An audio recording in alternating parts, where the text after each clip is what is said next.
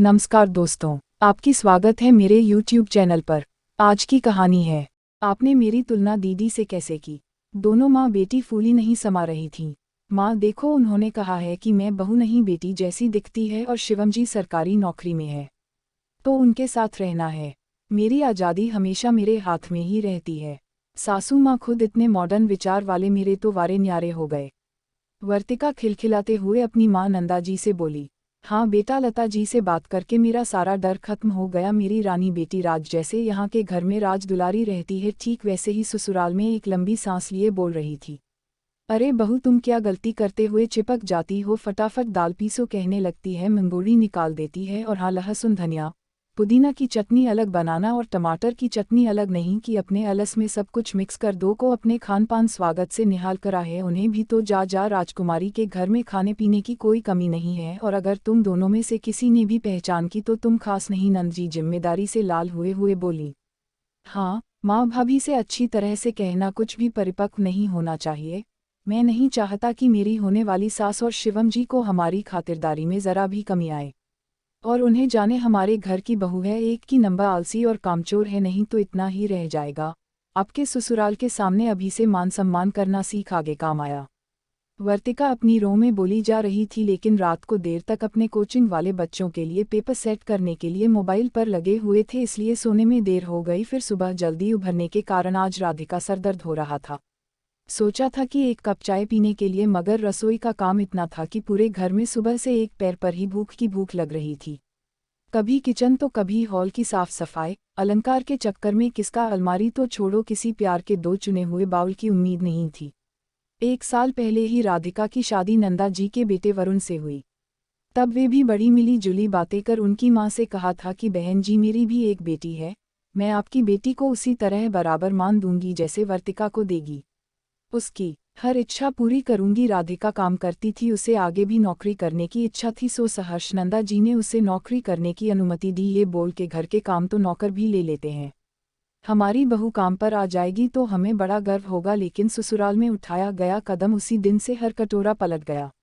नंद देवर का कॉलेज जाने का समय, टिफिन में क्या अच्छा से समझा दिया जाएगा, खाने में किसको क्या पसंद है बताया गया है। सुबह से शाम तक इन कामों में चक्रधिनी होती। राधिका बोली, माँ जी, मैं अपना ऑफिस ज्वाइन करना चाहता हूँ। आपकी चाहने से क्या होता है? अगर तुम नौकरी पर चले गए तो फिर यह घर कौन जाएगा? सर को लगता है कि इतने सालों की जिम्मेदारी उठाने के बाद अब मेरी इनसाइड फोर्सेज चूल्हा छाने की है। एक कामवाली तो दिखाई देती है, खाना बनाने वाले तो घर की व्यवस्था रजिस्टर के रूप में ही ली गई। कैसी बात करती हो बहू, तुम्हारे होते हुए हम बाइयों के हाथ का खाना खाएंगे?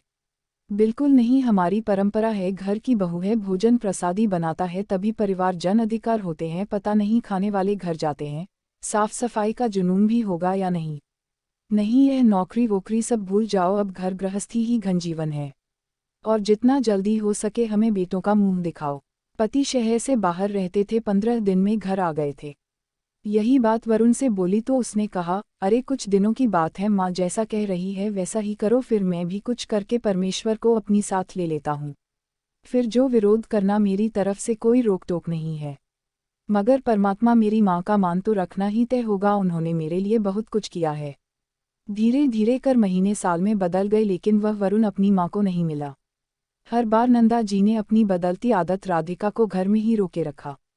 इस बार तो नंद की शादी का रंग घुल गया, जबकि उनकी राय किसी भी बात में ली ही नहीं जाती थी। घर में उनकी जगह सिर्फ सभी के इशारों पर नाचने कठपुतली से ज्यादा कुछ और नहीं था। मगर इन सबके बीच वह किसी एक लाइन पर नहीं हटती जो उसके जख्मों पर बीच में ठोकर का काम करती है।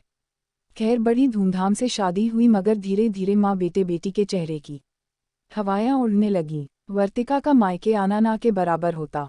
तकरीबन 8 महीने बाद लता जी ने अपने बेटे के प्रमोशन की खुशी में पार्टी रखी। सभी घर पहुंचे तो देखा वर्तिका पूरा समय रिश्तेदार और मेहमानों की खातिरदारी में लगी थी।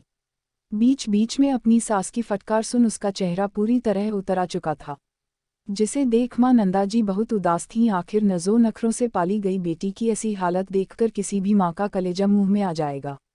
सब कुछ देखकर भी कुछ बोल नहीं पा रही थीं। धीरे धीरे मेहमान जाने लगे। अंत में नंदा जी ने भी जाने की इजाज़त मांगी तो वर्तिका बोली, माँ थोड़ी देर और रुक जाए, आपसे तो कुछ बात हो ही नहीं पाई। इतना सुनते ही लता जी के कान खड़े हो गए। वह बोली, क्यों भाई, हमारे घर में तुम्हें कष्ट है जो अपने मायके वालों को रो रो कर बताना चाहती हो। लता जी का दोगला व्यवहार सबके सामने आ चुका था। उन्होंने इतने महीने में वर्तिका को बहुत परेशान किया, यहाँ तक कि घर के नौकरों को भी नौकरी से निकाल दिया। जब उसने पति के साथ जाने की बात कही तो अनगिनत बहाना बनाकर उसे रोक लिया।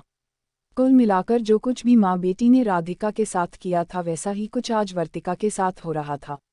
तभी अचानक, आंटी जी यह आपने अच्छा नहीं किया। आपने तो सबके सामने कहा था कि आप अपनी बहू को बेटी बनाकर रखेंगे, बराबरी का दर्जा देंगी। ऐसे ख्याल रखा है आपने दीदी का? उनकी हालत तो देखिए कितनी कमजोर लग रही हैं। शिवम जीजाजी की भी पोस्टिंग दूरस्थ इलाकों में होती है, उन्हें आने में महीने लग जाते हैं। कायदे से आपको दीदी को जीजाजी के साथ भेज देना चाहिए, मगर आपसे वह भी नहीं हुआ। अब बस आप मेरे एक सवाल का जवाब दीजिए, क्या आपने अपने बेटे की शादी सिर्फ अपने घर की बहू लाने के लिए की थी? क्या आपके घर में पति पत्नी को साथ रहने का कोई अधिकार नहीं है? अगर ऐसा है तो यह बात आपको हमें पहले ही बता देना चाहिए था, ताकि हम वर्तिका दीदी की शादी कहीं और अच्छी जगह पूछ तलाश करके करते, जहां पति पत्नी कम से कम एक साथ तो रह सकते थे। राधिका का सवाल सुन पूरे हॉल में सन्नाटा छा गया, मगर लता जी इतनी आसानी से अपनी गलती कहाँ मानने वाली थीं। सो बोली, हद करती हो राधिका बहू, आखिर तुम भी तो पढ़ी लिखी हो मगर घर गृहस्थी में डूब गई हो। कौन सा तुम्हारी सास तुम्हें नौकरी करने दे रही है, और तो और पति के साथ जाने भी नहीं देती, फिर तुम क्यों अपनी नंद की तरफदारी में लगी हो? भला मैंने कौन सा नया काम कर दिया? हर सास को अपनी बहू की चाहत होती है। पूरी जिंदगी हमने काम करते हुए निकाल दी, अब हमें भी तो सेवा का मौका मिलना चाहिए कि नहीं? आपने बिना कुछ जाने मेरी तुलना दीदी से कैसे की? 22 मुझे मेरे ससुराल में कोई कमी नहीं। शादी के पहले मैं नौकरी करती थी, मगर उसके बाद मैंने नौकरी से ब्रेक लिया है ताकि मैं घर में अच्छे से रच बस सकूं। उसमें भी मैं ऑनलाइन ट्यूशन पढ़ाती हूँ। मेरी सास को इस बात से कोई एतराज नहीं। और रही बात विपुल जी की, तो उन्होंने अपने ट्रांसफ़र के लिए पूरा जोर लगा रखा है। वे चाहते हैं कि इस उम्र में अपने माता पिता की देखभाल की जाए। अगर हम लोग घर से चले गए तो मम्मी पापा जी का क्या होगा? मगर आपने तो हमारी हर बात का गलत मतलब निकाल लिया, यह आपने बिल्कुल ठीक नहीं किया।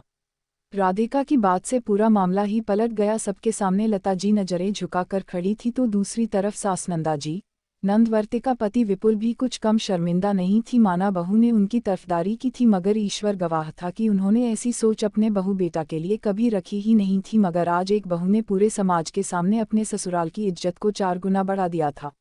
नंदा जी ने अगले दिन ही अपने बेटे के साथ बहू को भी उसके कार्यस्थल पर विदा कर दिया।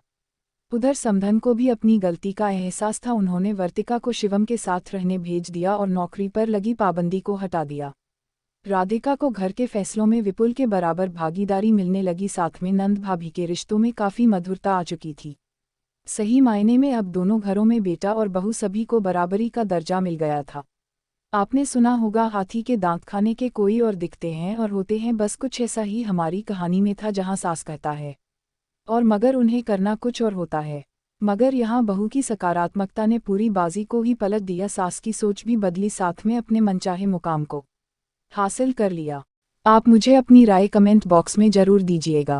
कहानी पसंद आए तो लाइक, शेयर, सब्सक्राइब कर दीजिएगा। मिलते हैं अगली कहानी में। Thank you for watching video.